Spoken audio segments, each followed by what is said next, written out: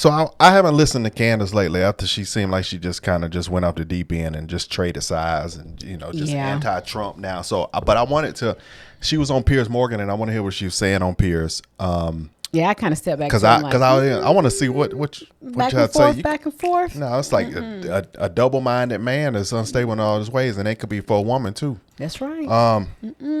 No. So we're gonna cut to just some different parts on here. I want to chat about that she's talking about. We're not going through the whole thing, but it's gonna be certain parts where she's talking about specifically about Trump.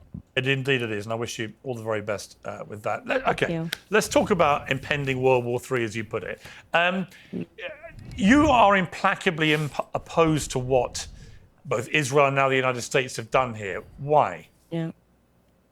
Because, well, first and foremost, just on the MAGA movement level, Trump came out and he gave us a promise that we were not going to be involved in wars. And I'm going back to 2015. Why did people get so excited about Donald Trump, who was then an unlikely candidate, who was being smeared by the media as being Adolf Hitler? Well, it was because he recognized that the American people were being forgotten while we were giving billions of unaccounted billions, by the way, for these never-ending wars. And so it's one of the earliest reasons that people got behind him and got behind his vision. And so we're opposed to a regime change because America as a country has a lot of problems that need to be fixed here first. It's that simple. Right, but it's not quite that simple. And I'll explain to you why. Because Donald Trump, I think he's not been inconsistent in the sense that in his first term, he wasn't a pacifist. He killed General Soleimani. He killed Baghdadi, the head of ISIS, and went after them ferociously. He attacked Syria when they killed American troops. He dropped a massive bomb in Afghanistan. It wasn't like he never deployed the American military. And again, here, what he would argue, and has been arguing, is he's not declared war on anybody. What he's done is very specifically target Iran's nuclear capability because of latest reports coming out which said they had taken the enrichment of their uranium stocks from 3.5% to 60%, and that therefore the leap to weaponization was moving at a pace that couldn't be tolerated. I got to say, I kind of agree. Now, if he suddenly commits, troops on the ground, then that becomes a different thing altogether. But even when Trump talked about regime change, I think he meant from within, as we saw in Syria in December, where the people themselves rise up. And if that was to happen, why would that be a bad thing? Okay, so you're asking a lot of questions here. So first and foremost, the idea that you have to formally declare war on like a piece of paper in order for war to happen is a little bit ridiculous. I mean, he dropped bombs. He dropped bombs in Iran. So yes, we are a part of this war, whether we like it or not. Iran is now speaking and saying that they're going to shut down the Hormuz Strait. There's going to be impact on oil. Why would they do that? Why would they do that when the main victim of doing that would be Iran? So just to talk about just as we go on to the next part, I feel like Donald Jaquavius Trump did what he needed to do. I feel like Trump, even though he said no wars, but I feel like he betted on his instinct. And what Candace ain't, or neither one of us has, we're not privy to what's really going on and really been said in that White House. I believe that World War III is inevitable, but I feel like he's trying to slow it down just a little bit because he knows what we don't know. He knows what's happening behind the scenes that what's going to spark the war a day quicker than if he hadn't stepped in. He has to slow it down. Why you think I believe he went off the nuclear plant? He knew they were about to blow it. They were going to launch that. Of course. And to me, that's, all the more reason why we should be in support of that decision, because we already know how they feel about America. The 3 words they typically always say is death to America. So what does that mean? What does that mean? They are the last place on earth that we want to have nuclear weapons. They can't stand us. And since the border was wide open, and, it's like, come on now. I just don't see how, the rationale is, the thinking here. Yeah, I don't see. Do you think he really wanted to do that after all this time? Because at first I was thinking myself, like, wait a minute. But then I had to sit back and think for a second. I was like, wait, I have not even a fraction of the hair of information that I have access to. I don't know what's going on behind closed doors. And this has been something that's been going on for a long time. What president of the United States wanted them to ever have a nuclear weapon? I thought the way she's thinking about it. Yeah. CozyEarth.com, promo code PEERS. Stay cool.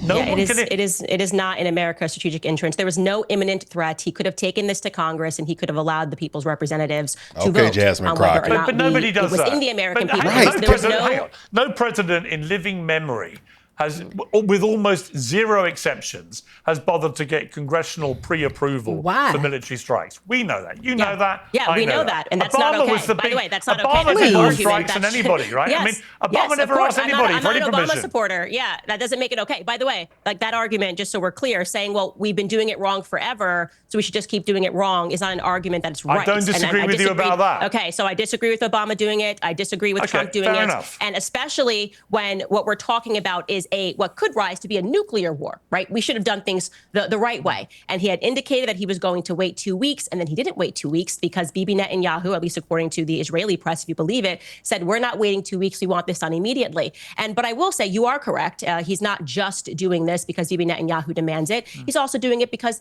Miriam Adelson demands it. He took $100 million from Miriam Adelson. It was very clear what she wanted. She was clear that she wanted to annex the West Bank. So there was an imperialist plan that was put into place. And unfortunately, when you do a deal with the devil, you're going to have to eventually deliver the pound of flesh. And that is what Trump is doing, in my opinion. And more evidence of that is the fact when he tweeted that there could be a Trump hotel in Gaza. I mean, that was truly, in my opinion, the most inhumane thing he's ever tweeted. Well, I think it was pretty clear what he was doing there was pretty clear. He's saying he wants a better life for Palestinian people, a life where they have beaches, well, when you and they pair have that hotels, with Jared and they have golf Kushner courses. and Jared Kushner's private equity firm and their ties to what's happening in Israel, and Jared Kushner being on camera shortly after October 7th saying, wow, that property could be worth a lot of money, it makes me a little bit uncomfortable. It makes Americans a little bit uncomfortable. Now, you've asked me to come onto your show to explain to you how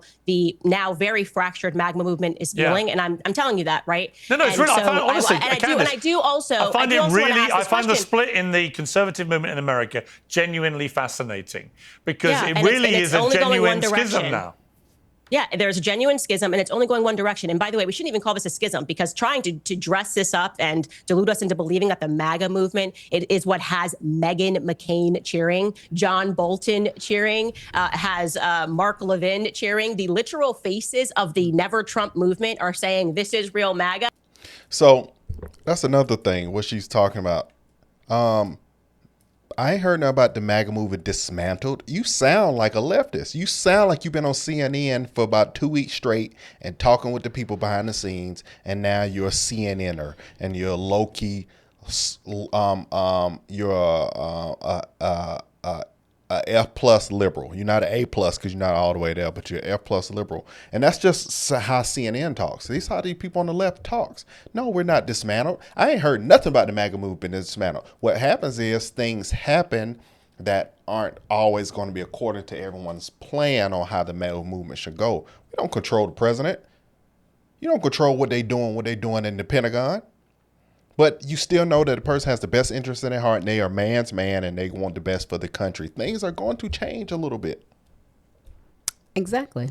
I mean, that's it pretty much. You know, I hear what she's saying, but I don't agree. I don't agree at all. Whatever needs to be done to protect this country, I feel like should be done. Now, I don't agree with us always going to other countries' aids, but in this situation, they never, that's never been a thing for us to want them to have these nuclear weapons. If Clinton said this herself, that was going to be one of her top priorities if she had been elected president. Right. And the problem I also have too, all right, this is the problem I do have, what I don't like is, well, one, we don't know what those office meetings are talking about. I don't believe that it's just cut and dry with Israel. I believe that, well, first of all, we fund them greatly. Mm-hmm. Billions. We fund them regularly. But I believe that whatever he knew he was privy to on the back end, that's why when he came out and he did that interview and he was like, God be with us. He knew that this is about to be a trickle down effect. And there ain't nothing nobody can do about this. This war has been planned and has been ready to go for for maybe a couple of years it was going to go. And they didn't release all this stuff or put all this in position until Trump got in office. Kamala or Joe Biden would not have been able to handle it. It would have been would have been a drastic, see what the drastic situation right. if they would have been in play. Yeah. And so to say what she's saying that the MAGA movement is dismantled is just absolutely false. She's speaking, it feels like she's speaking anti. And it's like, come on, Candace. I mean, come on, Candace. Now you got people on left side saying, see, if Candace is against it, it's bad. No. She just had that one particular opinion about Trump based on the war side, and she's completely off him because of what is going on. No, I don't always agree with her. And I think I've said that in multiple videos. I don't agree with every single point that, that she may speak on. And this is one of them. We shall see. I can't let you go without asking. Let me ask you just quickly about the Tucker Ted Cruz debate. What did you make of that?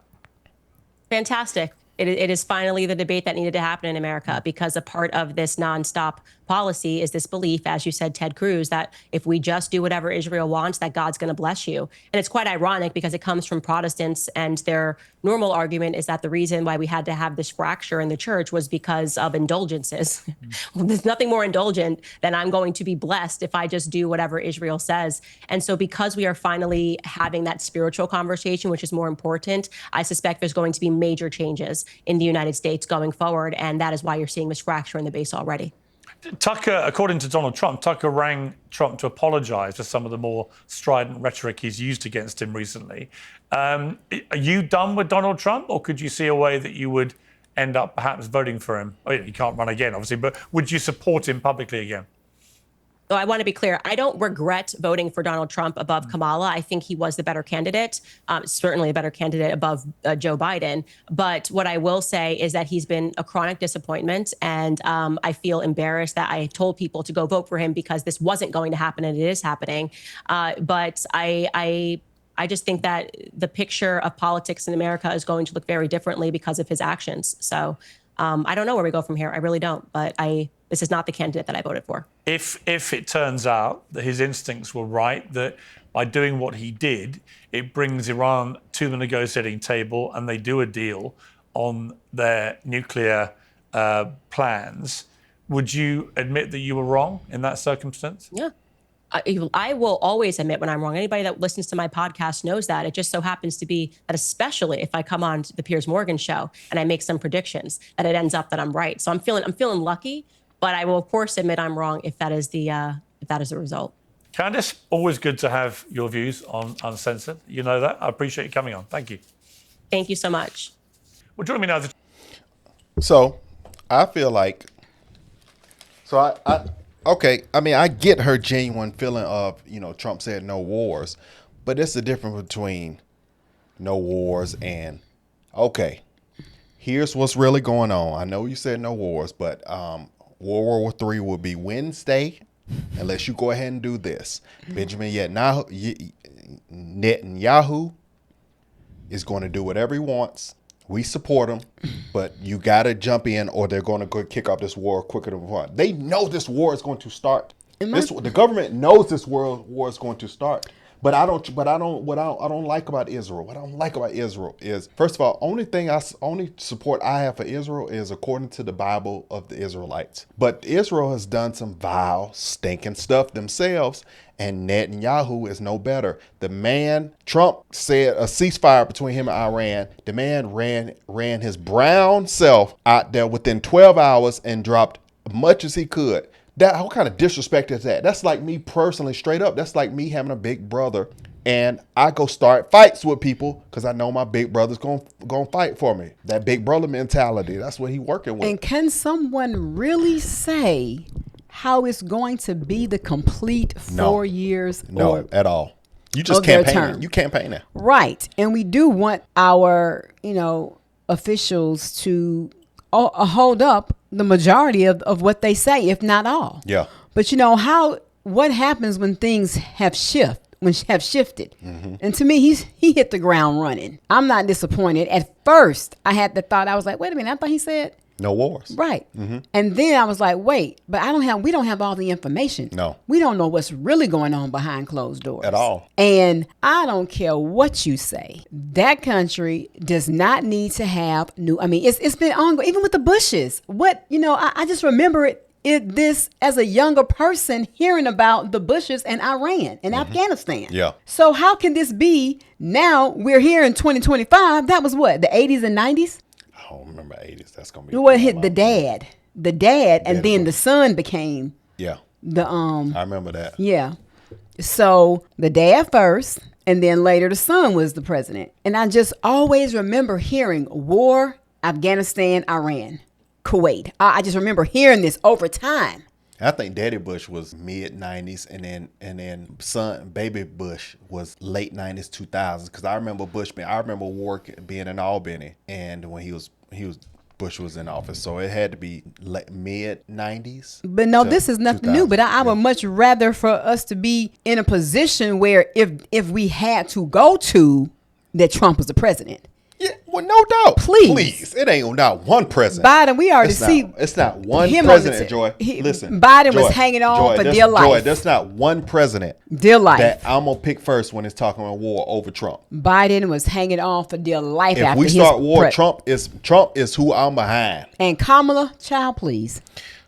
Or anybody else. Just as dingy as a doorknob. Ain't no way. I don't have no faith in everybody else that can hold it down like that. Even though I feel like JD Vance they're getting him ready and to be able to for situations, and also DeSantis would be good, but I don't feel like nobody's ready for that like he is. Trump is ready. He'll go through and then my thing is I think he's ready for that. It's not something that he just haphazardly said, okay. He just haphazardly said, okay, yeah, I'm going to do this tomorrow.